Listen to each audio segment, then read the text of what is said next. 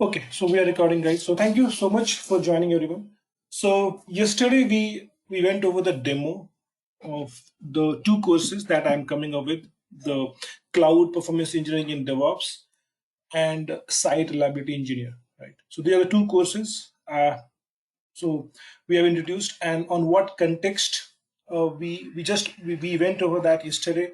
That what's the thought process of coming up with the course and how it's gonna help you in your next career move, right? In the transition that you are in, how it's gonna help you or help you transition your career. We went over that yesterday.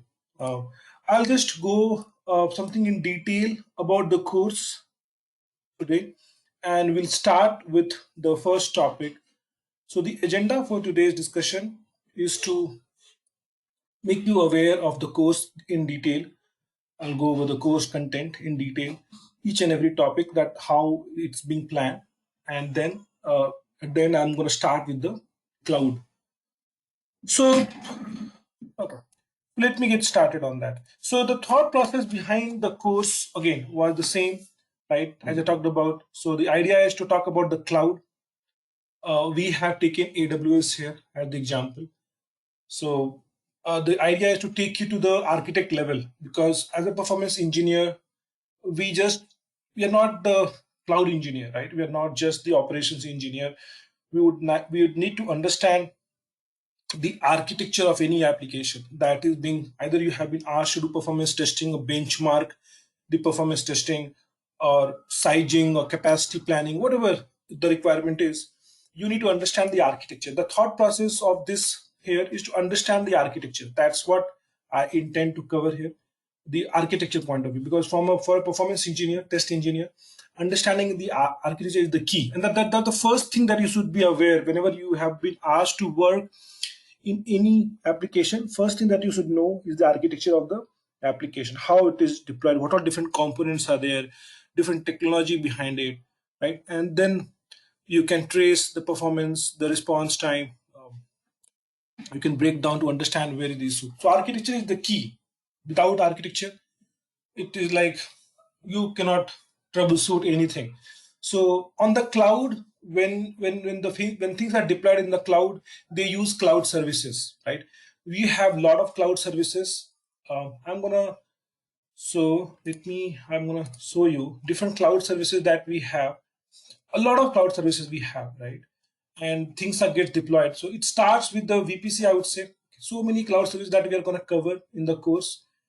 The course content, as I have mentioned earlier, the course content of both the courses remain the same. The difference is in the Python courses. Okay, so one Python course would be bundled with the S.R.E. If you're looking for a career in S.R.E, this is a very good recommendation, and the course is very good. That's the only addition. Apart from that, the Cloud P and the S.R.E course remain the same. Okay, somewhere down the line, both the courses are same basically, except this Python recorded sessions. Okay.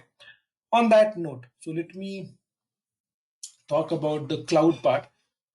When you say cloud, we have a lot of services. When you log into AWS, basically there are 200 plus services is there in AWS right now as we speak. I'm gonna take your attention towards the AWS console. Okay. It could be anything, Azure or GCP. So the idea is to know one cloud service provider. See, I started my career with one, right? You always start your career with one, and then you pick things, right? It's easy to pick things when you know one cloud service provider. It's easy to pick, right? Same thing goes for performance testing tool, right? If you know LoadRunner, let's say, or Jmeter, you know there is something called correlation you have to do. The way you do it will be different, because the way you write the code in LoadRunner, the way you write the code in Jmeter is different. But the core concept, the correlation, the parameterization, the custom coding, the iteration, the pacing, the think time, that whatever you do in the scripting remains the same. So that's how it is the same the case with the cloud service provider. It is even simpler. You can exactly relate. So the idea is to start with AWS, and if you want to again learn on the Azure and GCP, you can easily pick it up. So that's how I have been working on multiple cloud service providers. I just don't work with AWS Azure and GCP. I also work on OCI as well, Oracle Cloud Infrastructure. Okay, it's easy if you know one. Okay, so you have 200 plus services here. So we're gonna talk about 25 plus services in this course and understand how a generic architecture would look like, how the communication flows. If you use a certain component, how it works, and it's gonna be applicable across all the implementation that you're going to work, like the services like the EC2, right? It's going to be very common. EBS, the VPC, all the VPC, the subnet, the route table, the routes, the security group, the NACL, the VPC peering, the NAT gateway, S.R.E, EFS, right?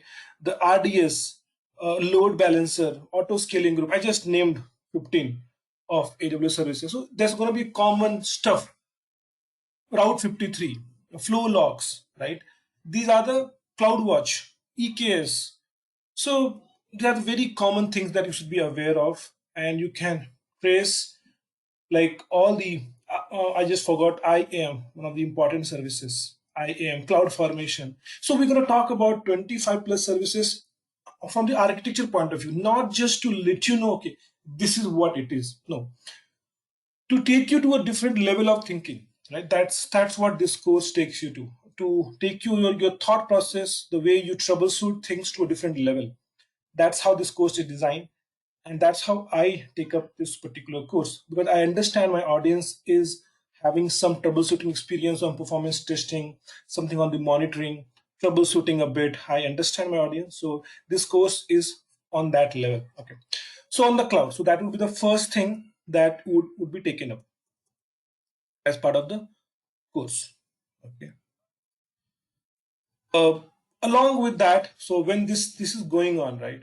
When this is going on, I usually take up. I ask my. Let me put that in a notepad.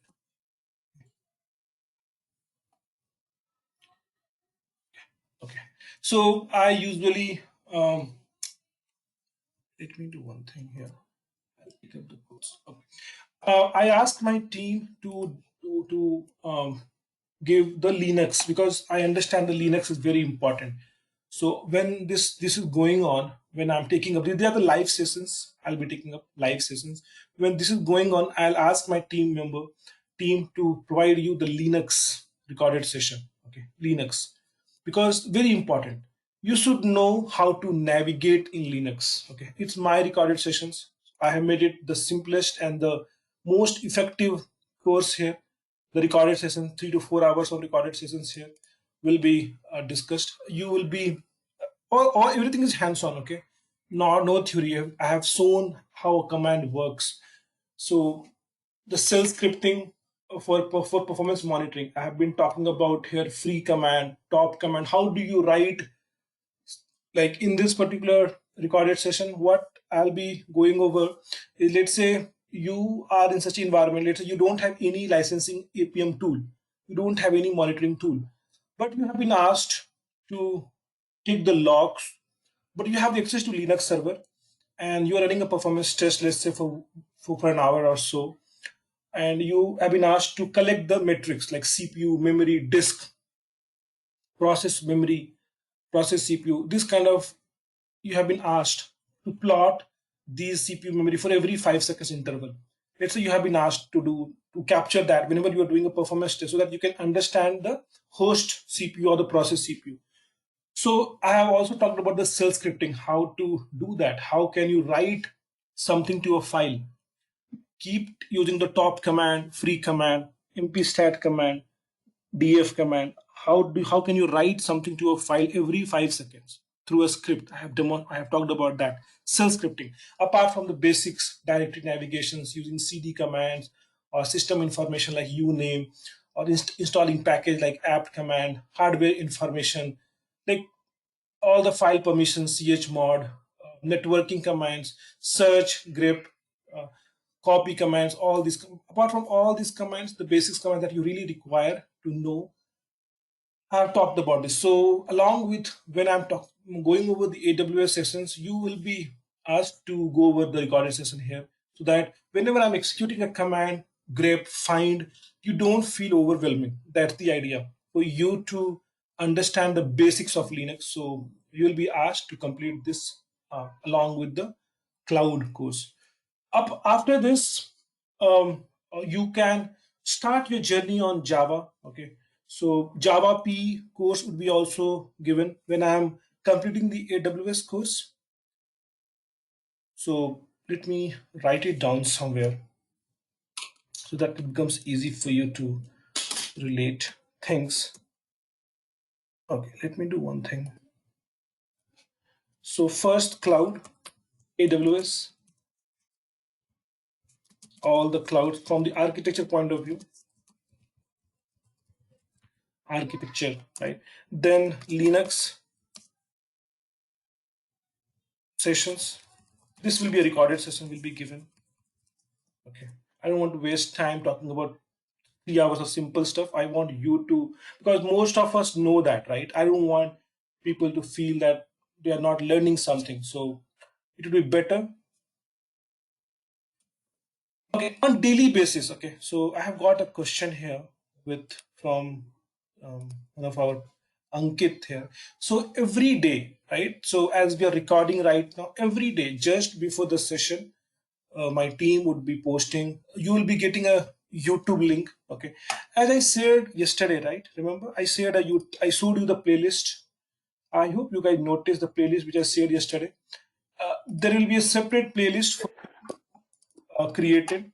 Okay, and you once you have enrolled to the course, you will be giving access to that playlist.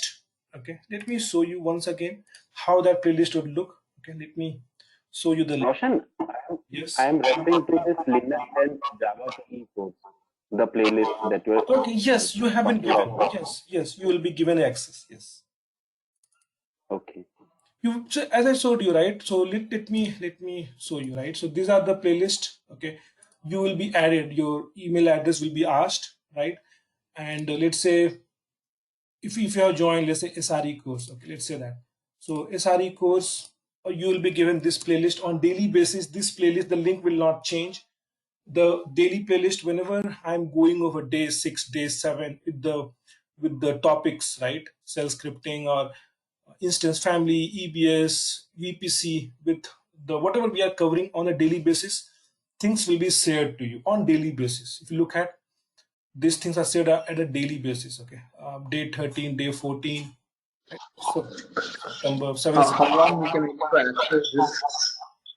And it's lifetime access. Okay, so don't worry. Okay.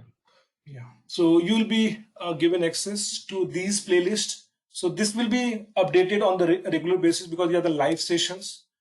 We already have recordings. If you want, we can give it that, but we would like to keep it uh, on the daily basis. We keep updating things. That's the live sessions. And apart from the live sessions, I talked about the cell scripting. So you'll be given access to this the playlist, cell scripting playlist. You can see this. There are three recorded sessions here, recorded by me. I have recorded this, so you'll be given access to this, so that along with the AWS, which when I'm going over, we are going over AWS, you can go over these playlists. So three, and apart after that, we have a Java P as well. The playlist, 10 hours of playlist. So you'll be given access to this along when I'm completing the AWS course.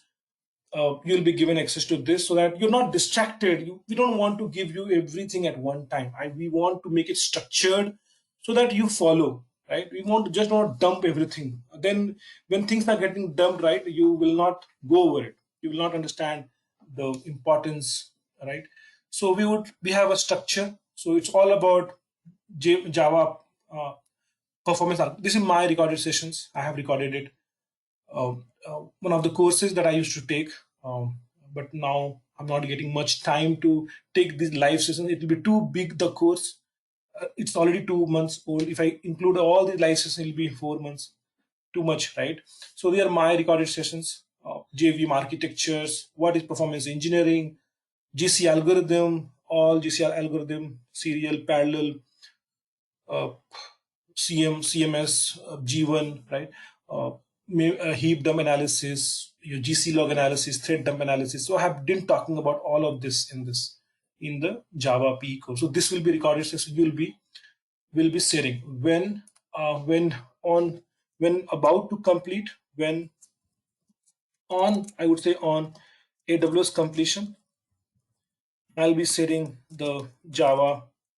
We'll be sharing Java P recorded session, performance engineering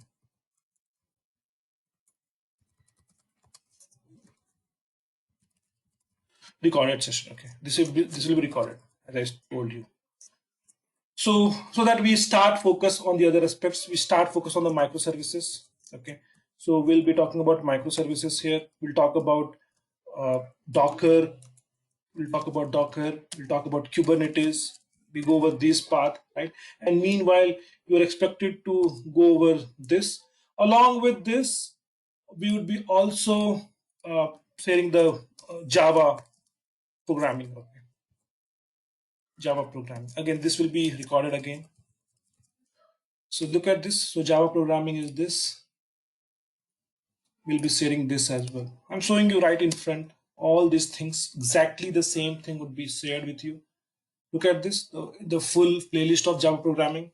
So when you're going over the Java P, if you want to relate to something, what is class, what is method, how methods are being called in a class, how do you define a package, what is interface, what is like data structures, different linked list, array list. If you want to go with this, you have the option to go over it and understand, okay, this is how the code is being written, and that's how you troubleshoot things, right? So that's the thought process here. Okay, so again, this will be recorded on AWS completion, and we'll be talking at the same time, we'll be continuing over microservices, Docker, Kubernetes. I'll be talking about taking the EKS or GKE. I can take anything. Okay, to give you a different flavor, I can take GKE as well, but let me keep it simple. I'm going to stick to AWS EKS. So Elastic Kubernetes Service, I'll be using the managed service here. I can also show you GKE also. Okay, that's fine. Hardly takes some time. So what the cluster different? Only the cluster creation is different. Google Kubernetes Engine, I can show you as well. Google Kubernetes Engine. Okay, and then we'll be along with that, we'll talk about Prometheus Grafana here, the monitoring part. How do you install Prometheus Grafana in Kubernetes? How do you monitor stuff using Prometheus plus Grafana? I'll talk about that setup and how do you monitor, how do you scrape things. You need to run Prometheus as a pod and how things will be. We'll be talking about the ELK stack, Elasticsearch. So Elasticsearch, logs, tasks, Kibana.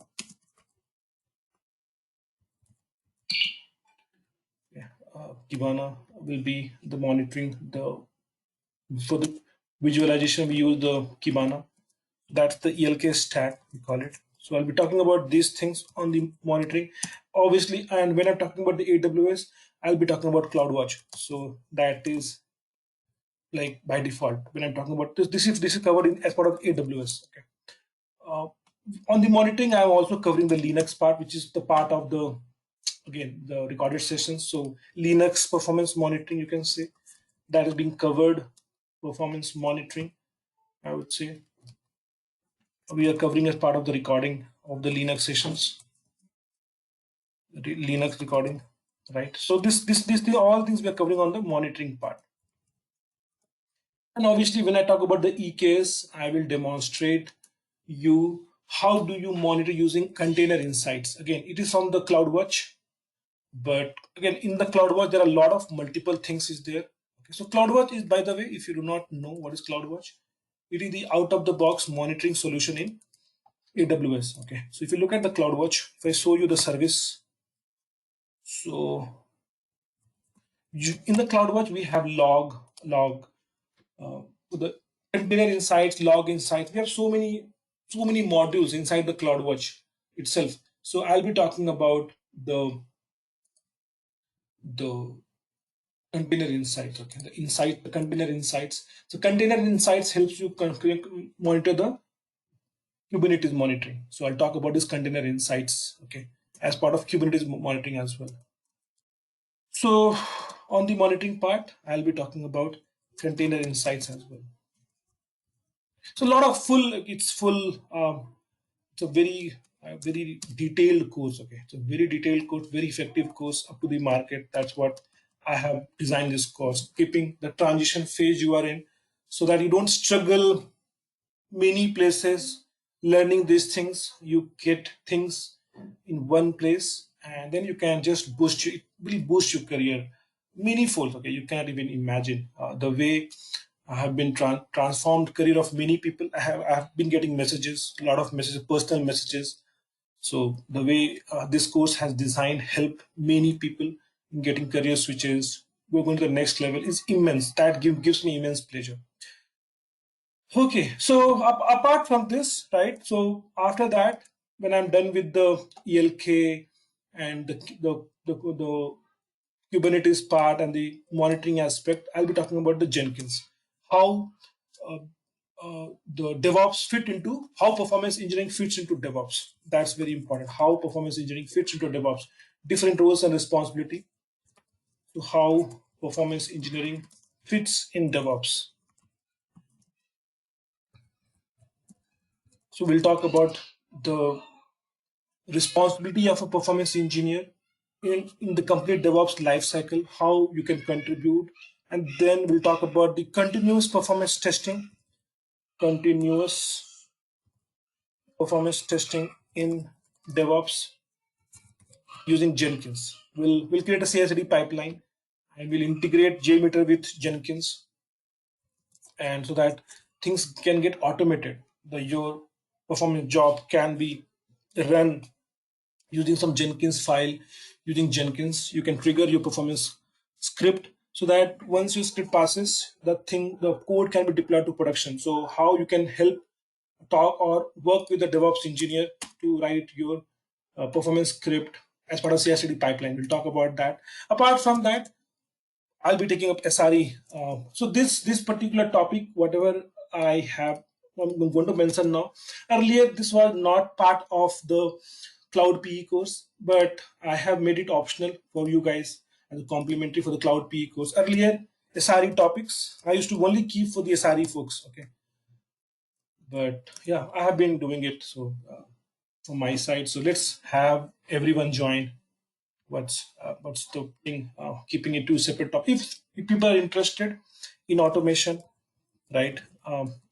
SRE folks definitely needs to think about the automation using Terraform, using Ansible, right? So this course is designed mostly for that. So I have been talking about SRE, like introduction first. What is SRE? The roles and responsibility, the terms like HA, the DR, disaster recovery, fault tolerance, right? Uh, what do you mean by reliability? First of all, do you understand what do you mean by reliability, high availability? How do you achieve that, right?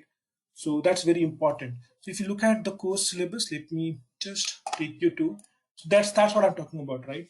So the other topics. So fault tolerance, disaster recovery, the definition of SLI, service level indicators, objective SLA, error budgets, what is incident management, change management. So I'm going to talk about that. Apart from that, automation using uh, Terraform and Ansible, I'll be talking about, right? So that's about the course. Okay. Along with that, I'll be sharing Python when I'm talking about SRE topics. So mostly I'll be getting a separate teams group, or we'll see how things are. Mostly I just continue with every folks, but mostly these topics are mostly designed for the people those who are getting enrolled in the SRE course. So Python, okay, we share the Python recorded sessions so that people get comfortable writing Python programming. Python is a very important. It is, even if you don't know Python, if you think, see the major problem with us, right? Those who have never written the code, they think that they don't know how to write the code. But when you understand, it is not that difficult. Python is the most simplest language. You can automate something, right? Very simple. Like it's all about the automation, not like a development Python, right? There are two things: Python scripting and Python for development, web development. We are not going to for web development. We are going to use Python for the scripting, for the automation. That's the thought process here, right? So from the automation point of view, right? So that's the thought process. I'll be sharing the recorded sessions, and along with that, I'll be talking about these things, right? Foundations and other aspects. So that's how this course is designed, both the courses. Okay. Um, I hope everything's clear with all of you. All good, everyone? The way we have designed this course. Look at these are the so Java programming, Java performance engineering, S.R.E course, Python, Cloud P and Cell. Yeah, that's the recorded sessions and that's the live sessions for you. Whatever you're seeing in this course, that's the live sessions for you. So we have clearly mentioned this self-paced and self-paced, right? So we have clearly highlighted this. The other live, wherever you don't see self-paced, the other live sessions. Okay, any questions, any clarifications? I hope you guys have the link with you. I'm gonna share the link again.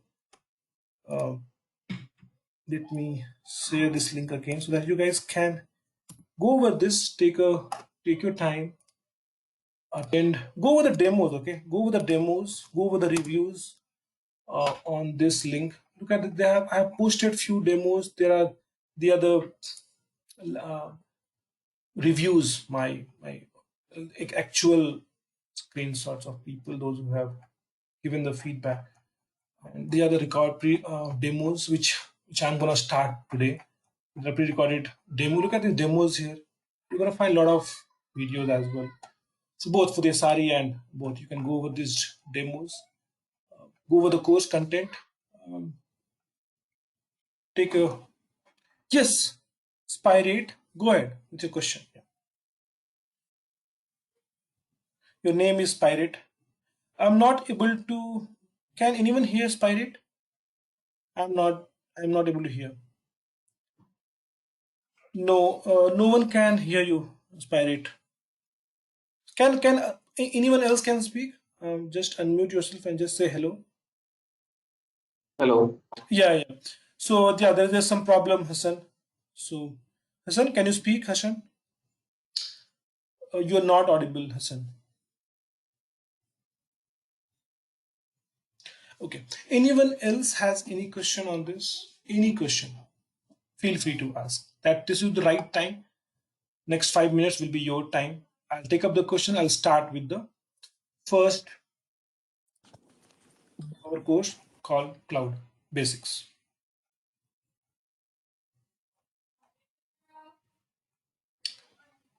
Okay. Hey, Roshan.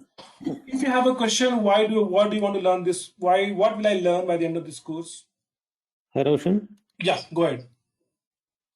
Okay, in the S.R.E part, what is the what parts of observability? How observability will be covered? See, observability, when I say, I have listed this, right? So observability is basically related to monitoring, right? And setting up alerts, writing SOPs, right? So that's the thing, right? I have been covering these are the performance monitoring observability things that we'll be covering. The Prometheus Grafana, the CloudWatch, the container insights, the ELK, the Linux performance monitoring. So these things will be covered as part of observability, as part of monitoring. Okay, CloudWatch also will be discussed? Correct. That's what I have listed, right? Look at this. Yes, yes, yes. Whatever I have listed will be discussed. Don't have any doubt. Thank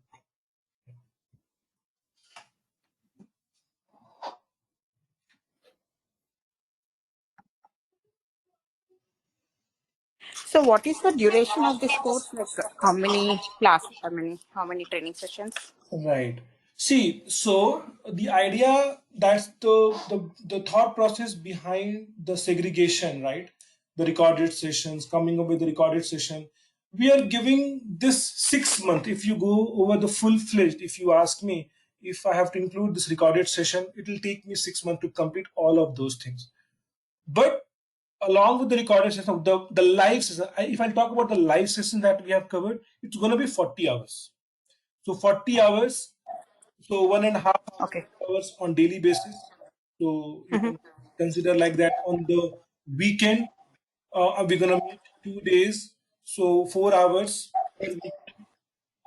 So 16 hours per month. So around 2 months, you can say Two months. Yeah. Okay. yeah, 8 to 9 weekends. You can consider. Mm-hmm.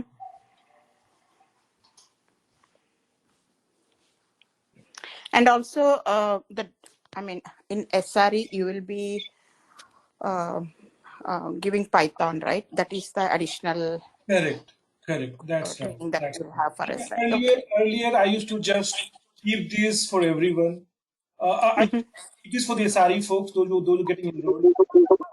But I just feel like including everyone since I'm just making it for everyone. So just with the Python, as I mentioned, I'll be including this with everyone. This is like an interest. If you have interested to learn these things, I just open for the cloud PE as well.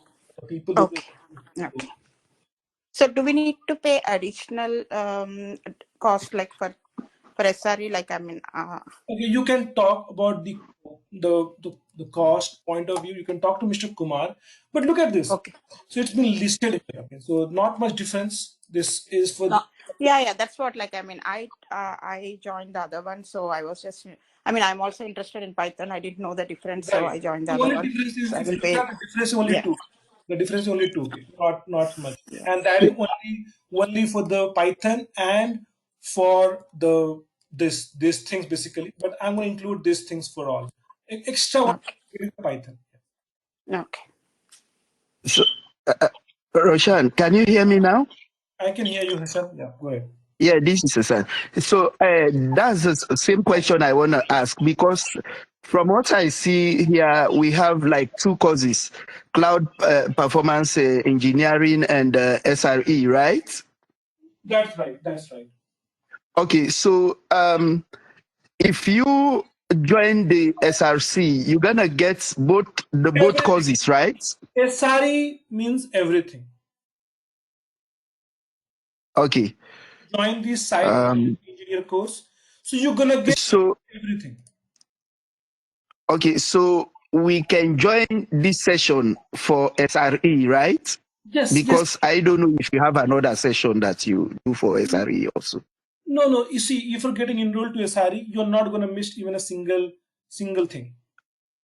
Okay, so the only thing is when you want to join, when you want to register, just say you are registering for S.R.E, right? That's all. That's all. Yes. Okay, thank you. Call Mr. Kumar. Uh, Yes, I'll talk to him. Yeah, he's yes, my man. I'll he's talk the to one him. who takes care of the enrollments and the Sure. admissions. So his number you can find in the page. No, I have his number. Yeah. He's my man. I've been taking courses for a long time. Yeah. So he's yeah to talk to Mr. Kumar. He'll be the right person to Yep. talk about the enrollments. Yep. Yeah. Sure. Thank you. So Roshan, one question from the SRE to become an SRE engineer, right? Yes, Is Python scripting sufficient to learn for automation, or are there any other scripting languages that we would need to learn? see, if you look at the course syllabus, right? You're gonna answer this question. I'm gonna let you answer this question, okay, Moshe. So look at this. The course they designed. What all do you think the scripting language we are covering in this course? Just I'm gonna take your attention to this particular page. What do you think? We are talking about the scripting here, apart from the Python. Correct. Well, Linux. Linux self-scripting is what Yeah. we are gonna cover. So to become an SRE, understand SRE is a journey. Okay, we are covering the cell scripting here. So SRE is mostly you need to think.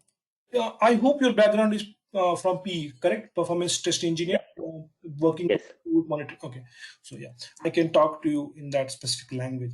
See, SRE is all about making your production. See, as a performance engineer, we never think of production. We test the performance environment. We try to uh, predict the load in prod environment through workload modeling, through various log analysis, log monitoring.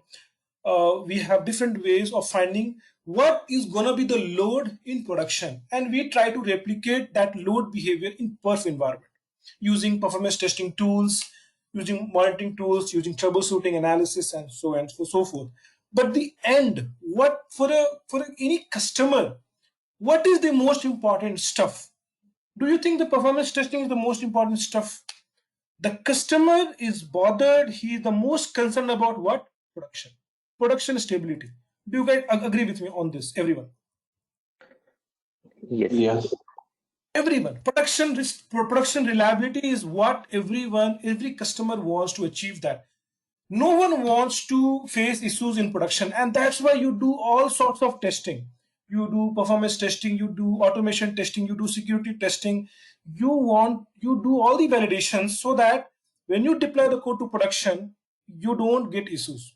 And that's what the difference between a DevOps engineer and a performance engineer. They are not into production. SREs, when you become an SRE engineer, you need to start thinking about production. How to make sure production is highly available. You don't have downtime. Even if you have issues, that's fine. Issues will happen. How can you quickly resolve that? How can you resolve that? We do chaos testing for that. We do different kinds of testing. We do DR testing. I'll talk about the DR scenarios. We do DR testing. We do chaos monkey testing. We purposefully go and fail something, stop a node, stop something, stop a server. We purposefully do some chaos monkey testing. We try to fail the system to understand how soon you can recover. The reliability. When you say reliability, what is the definition of reliability? Definition is how quickly your service becomes operational when you encounter the issue. When something failure happened, failure will happen. Failure is bound to happen. How much ever you try, how much ever you test in non-prod environment, failure will happen in production. You cannot replicate. No one can replicate the issues, all the issues that happens in production. We can only think about of all the scenarios. We try to replicate things in perf, but 100% no one. You're gonna see issues, encounter issues in prod which you have never encountered in perf or lower environments. You're gonna see that. So from an SRE is a mindset. You need to think of from a production. What will happen? What to do to get zero downtime so that you're highly available. So the best thing is to set up the observability for a SRE engineer. The observability becomes the key, because this is the first thing, observability or monitoring, you can say, the first thing that can highlight the issue. If you have set up alerts through monitoring, if you have set up alerts, proactive alerts, when a CPU goes 60%, notify me. I should get an email. That's a symptom. Something bad is happening. Something unusual is happening in production. Then you get an alert, because you're 24/7. No one can sit in front of laptop and check every parameter. So we set up alerts in all the important critical, the metrics, so that we get notified if any issue happens. We put alerts on the heap memory, JVM heap memory, on the host CPU, process CPU, on the log threshold, log error threshold, on the status code. If you're seeing a lot of 400 or 500 status codes, we set alerts there, right? We do all sorts of alerting so that we get notified. Now, after you have done that, do you have, all I'm talking about the SRE mindset, okay? That we need to understand. SRE is a mindset which takes care of production. It's a much critical work, okay? Much critical work than the performance testing job. Because performance testing job is all about the non-production environment. Easy peasy, right? Like not much stress. Something bad happens, prod environment is not going to impact it. The non-prod environment, I'm not saying it's not important, but you don't have that much of liability or the responsibility. You have to test, you have to showcase the result, you have to troubleshoot it.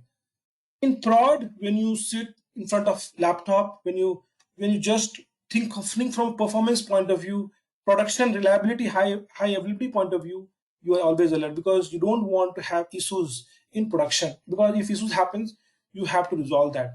So it's a mindset you need to develop on the S.R.E part, thinking about the production scenarios. Because at the end of the day, customer is going to ask you what happens, why this issue came, what is the RCA root cause analysis, why this happened.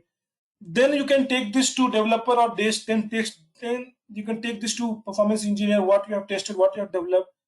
You can take this, but you have to fix the issue first, or you have to roll back to the last deployment to get the better stable release. So we set up alerts. Once the alerts is set up, you cannot be all the time 24/7 available. Then you write SOPs, standard operating procedure, you write, so that the lower engineers like L1 engineers, support engineers who are in the shift 24/7, they can work, they can act on your absence, because you cannot work 24/7. So they can act. SOPs are the standard operating procedure. What to do if an issue comes? Operating procedures, we call it. Or can you automate these issues? Incident management. Can you automate the incident management? Now the real work of S.R.E engineers comes. Can you automate this? Fine, issue has happened. You have notified it, alert. Now when you have got this alert, can you automate the incident management? Incident has happened, critical incident has happened. Can you automate that stuff so that automatically it gets resolved? The issues could be whenever you see a high CPU or high memory, or inform to this person, or increase course by this much, increase one node. That's why we set up auto scaling. We try to set up auto scaling, and we will talk in the cloud. We'll talk about the load balancer. We'll talk about the auto scaling group, because again, in the Kubernetes also we'll talk about auto scaling. That's very important. Auto scaling helps you buy time. If a CPU utilization goes high, servers can auto scale, right? We talk about the horizontal HPA, horizontal pod auto scaler, cluster auto scaler. Once you have that, you get relaxed. Okay, so you don't get much issues on the CPU contention part. But let's say if you see the pod getting restarted, let's say you get an incident, pod is getting restarted again and again. Pod or a VM getting restarted, let's say, again and again. So you have in Kubernetes, we have something called replica set that will create if a pod gets killed, it will create a new pod. You can buy some time because the new pod has already come up, but you want to troubleshoot this. Why this restarted? So you will go checking the logs. What is the root cause? Whether it's a memory exception, exceeded, hit the heap threshold, whether you have hit Java lang, or null pointer exception. You log into the logs to try to understand what is the root cause. And on the logs, can you write some automation, or can you write some whatever the mundane task that you're doing on daily basis, mundane task that you have been doing on daily basis? Can you automate that so that you can focus more on the operations side? So automation becomes a very important key for a S.R.E engineer. That's why I'm talking about shell scripting, right? Shell scripting and the Python scripting, because they are the two most popular. Even if you go for the interview, right, they will ask this. And Python is the most easy language to write, interpret, read, very easy. So that's why apart from the tools that we have, the DevOps tool that we have for the automation, like CI/CD pipeline, we use Jenkins. You can use this.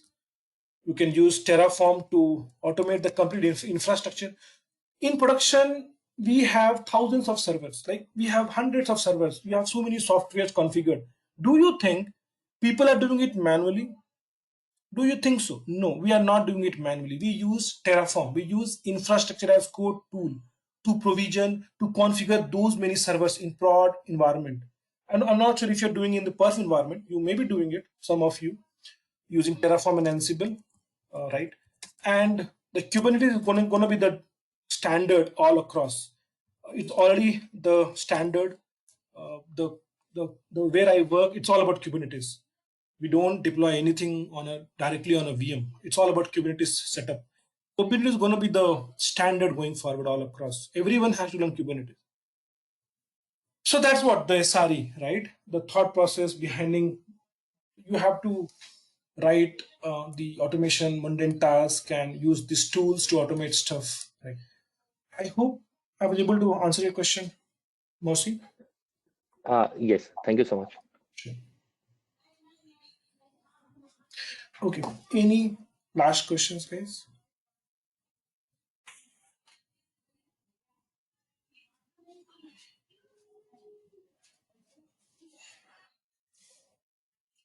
Oh, hi, Roshan.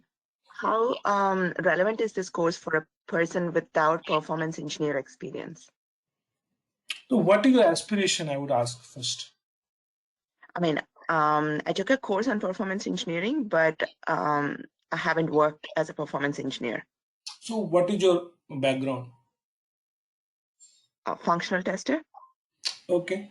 So, being a functional tester, the generic switch would be into DevOps, right? What I think, right? Because you have into troubleshooting part, right? Mostly the functional testing. If you have issues, you are raising defects for the functional issues that you have been encountering, right? So I would say that DevOps would be the right fit, and this course is very much in line with the DevOps journey, because in the DevOps you go over all these things that we are going to cover in this course. So you can take up the DevOps journey. In DevOps, all these things are required, whatever I have listed here, all the things in the DevOps. So you can try to see the DevOps and try to, if you're already into performance testing, some courses, try to be in that. So try to see where you fit in actually, because you have removed the automation testing from your scope, right? Because you have pursuing performance career, correct? Right. Right. So on that note, definitely you can start. So how much years experience you have total? 3 years. Okay, 3 years you have. So you have been trying to do performance testing. See, now I would say Jmeter is good to get started. Learn some performance monitoring tools like Dynatrace, AppDynamics. Learn some Linux. So definitely, I would say the cloud part. Definitely, you should know. Being a 3 year or 4 year or 2 years, you need to know the cloud part. You need to have one cloud knowledge. The Linux part you should definitely have. Kubernetes you should start getting into in next couple of years. So it all depends on your call now. But right now for your 3 year career, 3 year experience, and you're trying to already switch to performance testing, I would say the first focus would be to learn some performance testing tool like Jmeter or Gatling. Pick up these tools, open source, popular ones, and pick up some monitoring aspect, Linux performance monitoring. Pick up some what to say, the commercial APM tools like Dynatrace or AppDynamics. Anyone is fine, because or these things will also helpful ELK, but you want a full-fledged. So yeah, go with that and try to learn AWS and Linux. That's what I would say. So you're saying that learn the other things and then sign up for this course, or will I be able to follow this Yes, course? what is your status right now? Do you know Jmeter? I have an idea of it, but I don't have any experience. No experience. Like, can you script? Like, so have you got your, see, now I'm going to ask you, you are already right now into functional role, right? Functional testing role. Yes. So what is the next career move? You want to switch to performance testing, right? Yes. Yes. So definitely performance testing. And which other courses you have enrolled here? So I'm more familiar with LoadRunner Okay. than Jmeter. Okay, perfect. Anything is fine. Okay. LoadRunner is the popular one. So LoadRunner is good. Try to pursue here. If this is gonna get your career transition to performance testing, okay, you can start looking into. I would say right now your focus would be LoadRunner. If you want to switch effectively career to a performance testing, being a 3 year experience, I would say your focus would be on LoadRunner, AWS, and Linux. That's what I would do in your position. That's the best suggestion I can give you. I would not. Definitely the two courses to two topics gonna be helpful. That's the, I would say, 13 to 14 hours of this course is this very helpful, and 3 hours, 4 hours of recorded sessions will be very helpful from this course for you. But you're focused, you're gonna get your job in LoadRunner only. If you're trying to switch your career to performance testing, so try to learn LoadRunner serious. Try to get your skill sets in line with LoadRunner, and learn AWS and Linux. What? How soon are the recorded sessions sent once you sign up for the course? Yes, it will be sent. If you want just recorded sessions, that is also option is also there. You can just reach out to Mr. Kumar and just ask for the recorded session. We'll get you the last batch recorded session. Okay, thank you. Sure.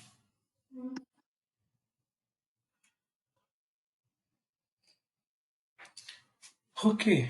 Along with that, last thing, learn some monitoring tools, because without monitoring tools, performance testing is not complete.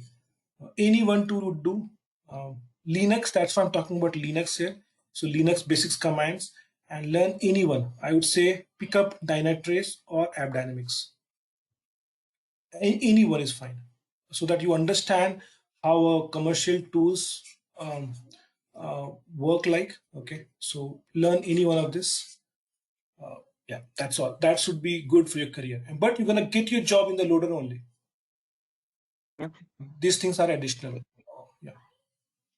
Thank you. I am familiar with Dynatrace. Perfect. Perfect. Good then. Good. Then focus on these things. Sure. Thank you. Good. Anyone else? Okay. Last question, guys. We have 5 to 6 minutes left today. Anyone has any question? Any career suggestion, guys? I don't think so. I'm gonna start with cloud part today. I love to, but I don't think so. Time is not there. Any last on the career counseling? Anything I can help anyone with?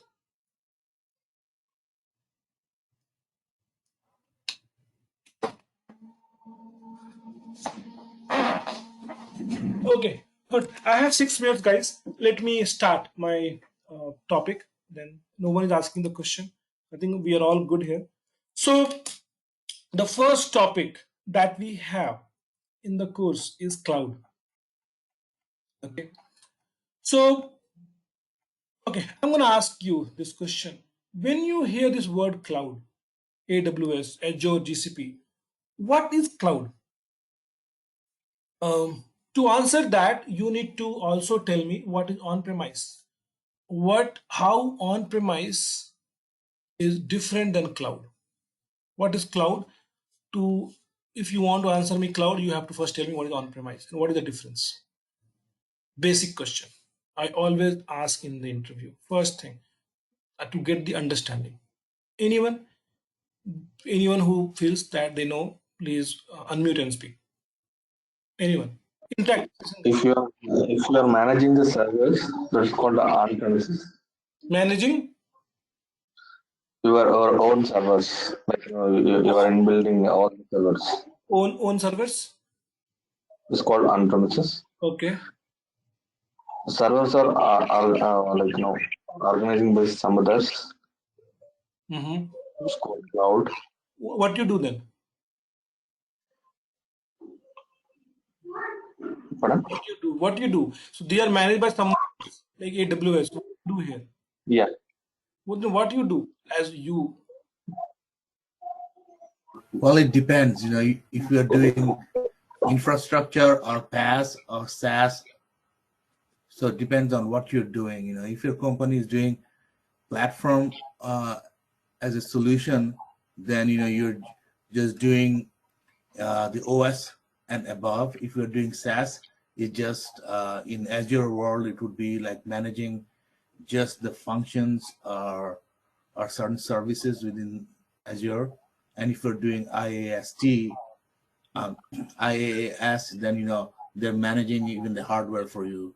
I mean the security and all those things, if I'm not mistaken. Yeah, that would be right. So let me just give you my perspective. Okay. So, okay, I'll come to the service models. let me first talk about what is on-premise and cloud. Okay, so let me give you one pictorial representation. Okay, I'll just show you something. Okay, so let's say a data center, basically a data center, how it looks. Okay, so consider a big building, a multi-story building, somewhere in the outskirt of the city, somewhere, uh, multiple acres, spread over multiple acres, and in that building, the all the rooms, there are big rooms full of this and kind of servers. Okay, these kind of servers, all these things. So somewhere in the outskirts of the city, consider a multiple acres of land and constructed a big infrastructure, and all the big rooms have this sort of servers deployed. Okay, so that's basically a data center. Okay, so now the question is whether you own the data center or not. So if you own the data center, basically if you own the data center, means obviously you have invested so much, you have acquired the land, you have constructed the infrastructure, you have purchased all the hardware, all the software, these servers which generate so much of heat, you have done taken care of the cooling mechanism. These servers cannot run out of power, so you have multiple uh, power switches, power options, multiple generators, lot of things you have to purchase. Means setting up a data center is a very costly affair. It's a very costly affair. Setting up a data center, either you do it or someone else does it. It's a very costly affair. Not everyone can afford to set up a data center, first of all. So now, if you own that data center, that becomes on-premise. That is on-premise, we call it. Or you work for a company who owns it, that's again, they would call on-premise because they own it, right? On-premise. But if someone else has set up this data center like AWS, Azure, or GCP, they have data centers all across the globe. If you look at AWS, okay, so let me just show you AWS global infrastructure. So they have data centers all across the globe. They have set it up. If you look at the totally 99 availability zones they have all across the globe, they have presence in 31 launched regions. 99 availability zones means one availability zone can have one or more discrete data centers. So minimum they have 99 data centers, minimum, maybe more, all across the globe. AWS has set up the infrastructure. When you log in to the AWS console, when you log in to the AWS console, you can see all the regions. So I can select Mumbai region, they have it, they have all across. I can create servers. So they have set up the data center. But if I want, as a user, if I want to deploy my application, I have a business idea. I want to deploy my application. So, and let's say my customer base is in US, let's say that. So definitely I'll go somewhere in the US. I'll try to go to Canada if my customer base is in Canada, or I'll go to Ohio or North California or Oregon. I'll try to create the servers. I would try to provision the server there. And then once I get the server, I will deploy my infrastructure. So when I'm using someone else's data center, that's cloud. That's, keep it simple. At the end, on the technology wise, not much difference, because at the end you're getting the server. You on-premise, you have set up the data center, and at the end you are going to use the servers only. For the, if you're using someone else data center like AWS, Azure, or GCP, you are basically using their servers on rent basis. You are paying monthly rent. Let's say if you need 50 cores VM, let's say you need total 50 cores of VM, and let's say 200 GB memory, let's say core CPU and 200 GB memory. Let's say total monthly you are trying to set up an infrastructure which needs this much total cores and this much memory. So you're gonna pay a monthly cost as a rent. How you live on a house on a rent, right? You don't own it, but as long as you pay rent, you can use the house. You can be on the premises. The moment you stop paying the rent, they're gonna suspend all the servers that you have provisioned. As simple as that. So that's the basic difference between on-premise and cloud. But in on-premise, you have already paid everything upfront because you have already invested so much. You don't need to pay monthly. So obviously, the maintenance cost will be there. That will be on the monthly basis, but that will not be too much of cost. Obviously, you would not set up a data center when you're not absolutely sure, right? So that's the basic difference between on-premise and the cloud. Using the servers on rent, someone else data center leveraging the servers, using the servers on rent basis, paying the monthly rent. As long as you're paying the rent, you can use the servers, you can deploy your application, you are functional, your application is up and running. So that's the basic difference between on-premise and cloud. Now the next question is, there are three ways you can use cloud services. We call it infrastructure as a service, we have platform as a service, and we have software as a service. So now are we clear on this part, on-premise and cloud, everyone? Please give me a thumbs up, give me a yes in the chat option. Did we all understand now? Our understanding became better between the on-premise and the cloud now?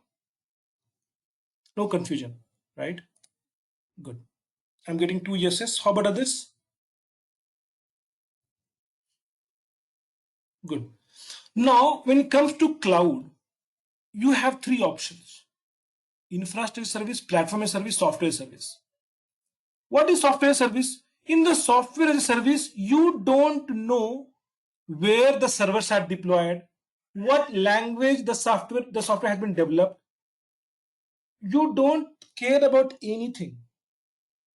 Do you care where Gmail server is hosted, which language Gmail has developed in, which data center the code is deployed? Do you care?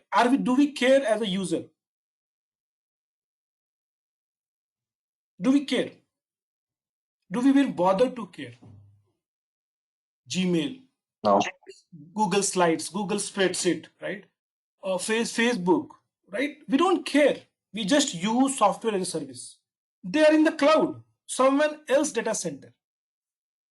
We don't bother to know. We don't have any visibility as a user. We don't have any visibility on any of these things. What are those things component wise? I'm gonna share you one information. The slide. Give me 1 minute. Okay. I have not showed you what you're gonna get from the documentation. Let me show you. So you will be getting, as part of the course, these documents. Okay, give me 1 minute. So you'll be getting these documentation. Okay, all these documentations, the PPT slides, the cloud commands, the Linux, the Docker, the Kubernetes, all these things you're gonna get. The Kubernetes, S.R.E, the YAML files, like Java performance engineering slides, a lot of good things. Okay, a lot of good materials you're gonna get. All the relevant books of the Java P. Okay, I missed to mention that. You'll be getting all of this. Okay, for every batch. Okay, I have this kind of thing. Look at my drive. I have been using this November, August. For every batch, I am maintaining this. So people are enrolled. Let's say I'll take the last November batch which I completed. Look at this. So many people have enrolled. Look at this. All these people have got access. Right. So you'll be getting all the access. Look at the cloud course, the PPT. It's more than 200 slides. Okay. I was explaining the service models, right? I'll show you one slide again. The same discussion, okay? The data center cloud, same explanation I told you. So look at this, okay? So let's focus on this service models. Okay, by the way, let me complete this part. So if you look at the number of slides here, so it's around 200 plus slides. Everything is through slide. For you to recap things later, around 200 plus 200 slides, 175 slides. On the Linux command line, you have around 20 slides. again, it's for you to refer along with the recorded sessions. So I have, look at this, how many slides? 30 slides I have here. All good information slides, all the commands, the usage, right? On the Docker Kubernetes, again, it's going to be a very lengthy one. So like 100 plus slides. I request everyone to be on mute. I can do it mute from my end as well. Okay. So look at the Kubernetes part. It's around 100 plus slides. I've been talking about a lot of things, HPA, cluster autoscaler, HPA, a lot of details. Okay. A lot of details about the Kubernetes architecture, lot of good things. Okay. So yeah, all the things will be shared with you. Okay. On the DevOps part, again, we're gonna get to see the DevOps course as well, the Jenkins course, the CI/CD pipeline I talked about, right? All the things will be shared with you. Okay. So DevOps, what is DevOps, and how we work in the CI/CD. This is exactly CI/CD pipeline that we're gonna create. Jmeter job, actual pipeline that we're gonna create. As soon as the developer upload the code to the GitHub, how the job would be scheduled one after the another before the code would be deployed to production. How performance engineering fits in DevOps, different roles and responsibility that you have. How performance engineering fits in DevOps. So we're going to talk about that. Look at this particular slide. So a lot of good things. Okay. So this, okay, so let me complete my discussion. Okay, so coming to the cloud, right? So the way you use cloud, the software service, you don't have visibility as a user in the software as a service. You don't have visibility on any one of those things: data center, very data center, the networking, the storage, the servers, what virtualization has been done, operating system, databases, security, application, which language they are developed. You don't have any visibility. Like the examples of, as I told you, Gmail, Google Slide. Right now, I'm displaying this PPT on the Google Slide, but I don't know which language they have developed Google Slide, where the Google Slide code is deployed, which region. I'm using software service. But when you use, and that's the control, that's the visibility you get on premise, because you set up everything, you manage everything. So you get all the visibility, all the control. Here, all the things will be managed by the cloud service provider. Yes or no? Cloud service provider would manage all the things for you. But if you use cloud as platform as a service, when you use cloud as a platform as a service, you focus only on the code, writing the code. As a user, code and the data, the application code and the data. That's what you focus on as a user. If you use platform as a service, you don't bother where your infrastructure is. The cloud service provider would take care of everything. You just have the code with you. You will deploy the code and your application will be up and running. In that, we have a service in AWS called Beanstalk. We have a service in AWS as the platform as service. If you ask me example, give me one example of platform as service. As the platform as service, the best example I can give right now would be Beanstalk. Beanstalk. What is Beanstalk? Let me just show you. Let me just, too many things open. Okay. Okay. Look at this. Where is my AWS console? Yeah. So Beanstalk. Okay, go to Beanstalk, and if you have the code with you, let's say you're writing a code in Java. Perfectly fine. You bring your code, create your application. All you will be asked to upload your code. Give your application name. I can give demo application, whatever. And all they will ask you, give me the platform, which language you have developed the code in, Python, Ruby, Java, or if you have an image, let's say, or if I have a jar file, I can also ask Tomcat. and all you have to do is upload your code. If you have a code locally, upload your code, browse locally, upload your code, whatever you have it, upload your code. If I have a code beanstalk jar file, if I have a jar file, I don't know if I have it. I will have it in C drive. Let me just check it in AWS. If I may have some beanstalk code. I have war file. I will deploy this war file. I will just create the application. My application will be up and running in 10 minutes. They will provision infrastructure. They will create auto scaling group. They will do load balancing. As a user, what did I focus on? As a user in the platform as service, what did I focus on? Guys, please answer. Application. Code, application code. Is that why I focused on? I got the war file. I got the jar file. Whatever. I just focused on the code. I uploaded the code.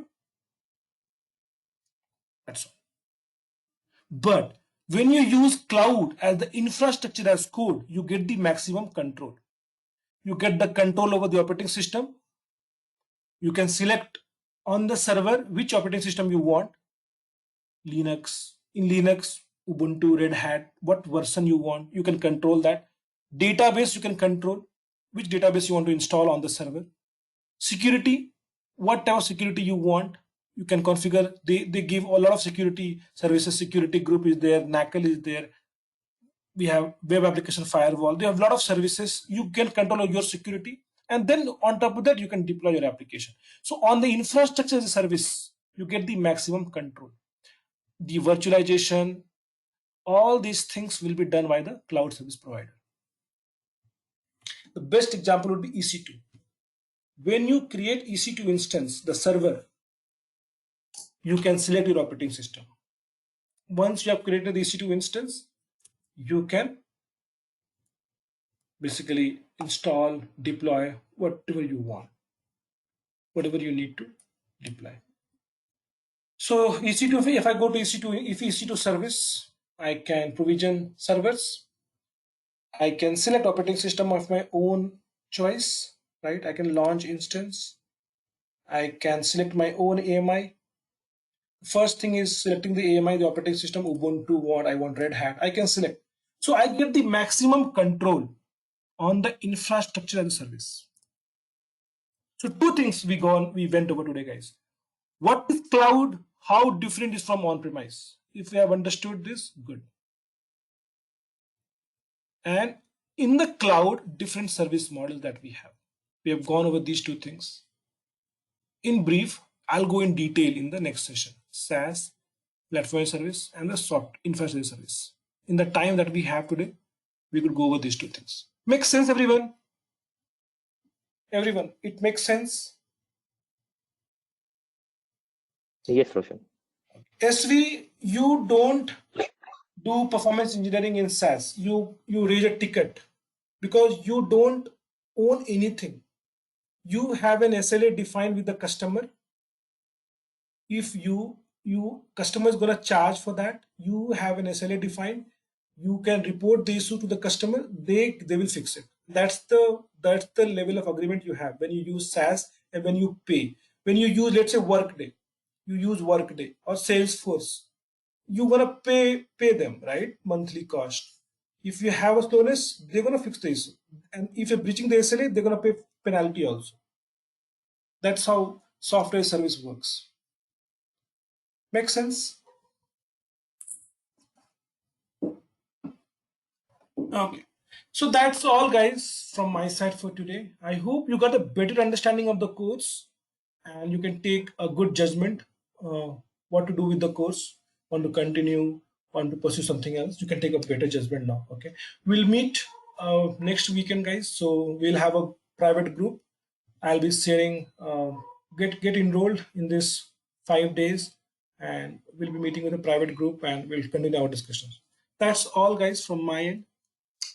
Okay, we'll meet next weekend, everyone. Okay. So these things, will on the S.R.E part as well, I'll be sharing a lot of materials. Okay, guys, all from my end, everyone. We'll meet next week. Thank you so much, everyone. Any questions? Any last questions before we leave? So just want to understand one thing. So in especially in the SaaS platform, right? So when we are taking a software as a service from other vendor, as we are utilizing that software as a service, so how if we are identifying any slowness in that software, I answered how that we are question. going to do that? I answered that question to you. We raise a ticket. Is it? They're gonna fix it. Hello? We have an I didn't get. huh? What is that? I didn't get you. Can you come back? They have to fix it. You have an SLA defined. You have an agreement with them, right? That your response exceeds so much. You are paying them, right? You are paying them monthly. You gonna write Yeah, that's true. agreements. Before we are going to, that's understand. Before we are going to talk to respective vendor, as a performance engineer, I need to identify that where is the root cause of that slowness, right? So you will have the visibility on the monitoring part. You will notice that you see high response time. The issue is not from our end. Why you see high response time? The CPU went higher this time. What happened from your side? They will talk about these things, right? You will have the monitoring is with you. You need to come up with the right what they breach on the agreement, the SLA, CPU, memory, response time, what was the duration, what was the response time, how much they breached. You need to come up with this analysis, how it impacted your business. So they have issues from their end if they are doing some maintenance or if they have not sized the infrastructure. So they're gonna pay a penalty for that. That's how it works. You get the visibility on the monitoring tools.